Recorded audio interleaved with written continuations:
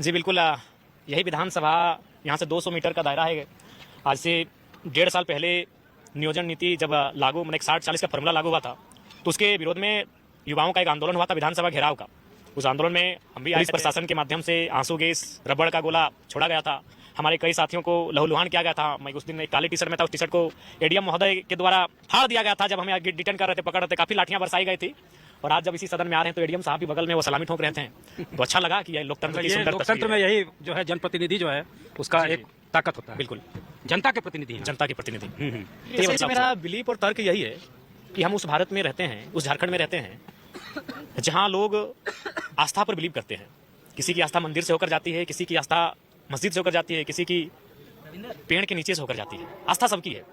और जब उस आस्था के केंद्र में जाते हैं तो अनुमन अपने आप को, अपने मन को, अपने तन को साफ रख के जाते हैं, जूते चप्पलों को बाहर रख के जाते हैं। तो मेरा भी मानना है, और इस देश के 5वें प्रधानमंत्री चौधरी चरण सिंह जी कहा करते थे कि देश के किसानों, एक नजर रखना खेत खलिहान में और दूसरी नजर रखना लाल किला के मचान में।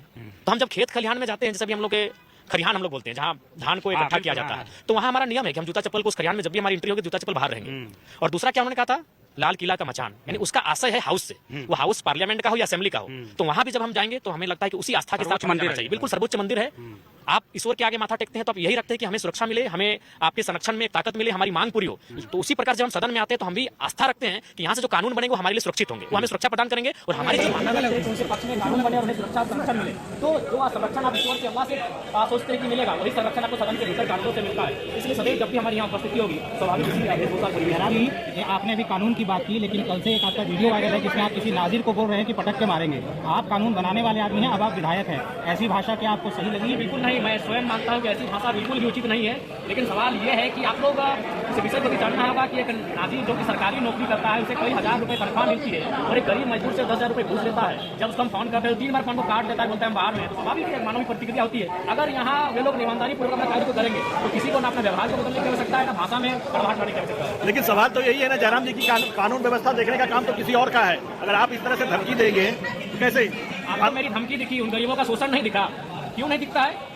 आपको मेरी धमकी दिखी? मैंने उनको कहा आपको तकलीफ लगा, उन्होंने 10,000 रुपए घूस ले लिया, किसी को तकलीफ नहीं लगा। तो संविधान की शपथ लेने वाले जयराम कानून से चलेंगे या कानून तोड़ेंगे? आगे सामने वाले को निर्भर करता है, 100 में से एक मिस्टेक होगा।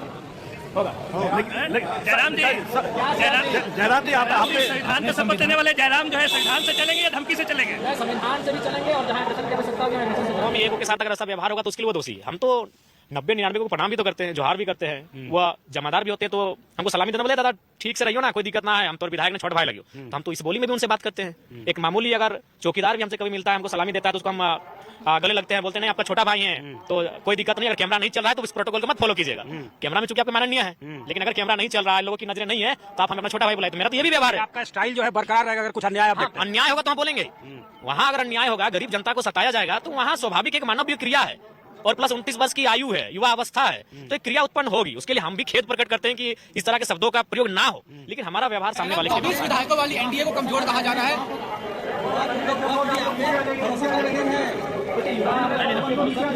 मुद्दों के साथ मैं हमेशा प्रखर रहूंगा और उनके सदैव अगर बीजेपी वाले ऐसा सोच रहे हैं, जो कि मुझे भी सुनने में आया, तमाम नेशनल न्यूज में भी हमारे चर्चे हुए हैं, तो हम चाहेंगे एक तरफ बीजेपी के कोई प्रखर वक्ता और एक तरफ हम उस इंटरव्यू में रहेंगे, हम क्लियर कर देंगे। तो आंदोलन के माध्यम से आए, हम तो लाठियों चार्ज के और रबड़ के गोले और आंसू गैस का सामना करके हम विधायक बनने हैं। तो जाहिर सी बात है, हम बिना किसी गॉडफादर के इस पॉलिटिक्स में आए हैं, तो हम तो अपनी बेबाकी से जाने जाते हैं और जाने जाएंगे। हमें विधायक बनने से ज्यादा कहीं महत्वपूर्ण है जनता के अंदर के भय को समाप्त करना। एक नजर रखना खेत खलिहान पे और दूसरी नजर रखना लाल किला के मचान पे। लाल किला के मचान का अर्थ है हाउस हो या असेंबली का हाउस हो। और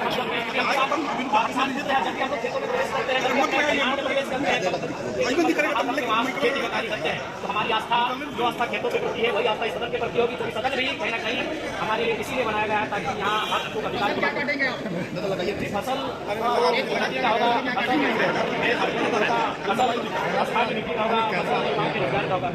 जयराम एनडीए 24 सीटें लाई, उसको कमजोर कहा जा रहा है। अकेले जयराम कैसे सामना करेंगे 56 विधायकों का? मेरा मानना है कि एक रहे चाहे 100 रहे, आपकी संख्या मायने नहीं रखती है, आपके विचार मायने रखते हैं। तो जब मैं अपने तर्कों को यहाँ प्रस्तुत करूंगा, वो तर्क तमाम आपके चैनल के माध्यम से पूरे राज्यवासी देखेंगे, तो उनमें तय करेंगे कि जयराम महतो अकेला अपने जो बातों को रख रहा है वो 56 पे भारी पड़ रहा है या फिर 56 उन पे भारी पड़ रहा है, वो राज्यवासी तय करेंगे। आपके अलावा 80 विधायकों में बेहतर कौन लगता है आपको?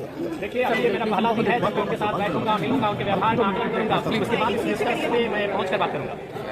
सीट पे लड़ रहे हैं, हम तो सड़क में लड़ रहे हैं, हम तो सड़क के बाहर भी लड़ रहे हैं, तो एक सीट से हम लड़ रहे हैं। मुद्दों की आवाज बार उठाते रहे, सिद्धांत पर लड़ते हैं, क्या सिद्धांत पर चलने के लिए सत्ता जरूरी नहीं है? बिल्कुल जरूरी है। मैंने अपने इंटरव्यू में भी कहा था कि सिद्धांत और सत्ता दोनों विपरीत दिशा में है, लेकिन कभी कभी सत्ता को हासिल करने के लिए आपको सिद्धांतों का त्याग इसलिए करना पड़ता है कि आपकी जनता आपको सत्ता में काबिज होते हुए देखना चाहती है, कि जनता की समस्या का समाधान सिद्धांत से नहीं, सत्ता से होगा।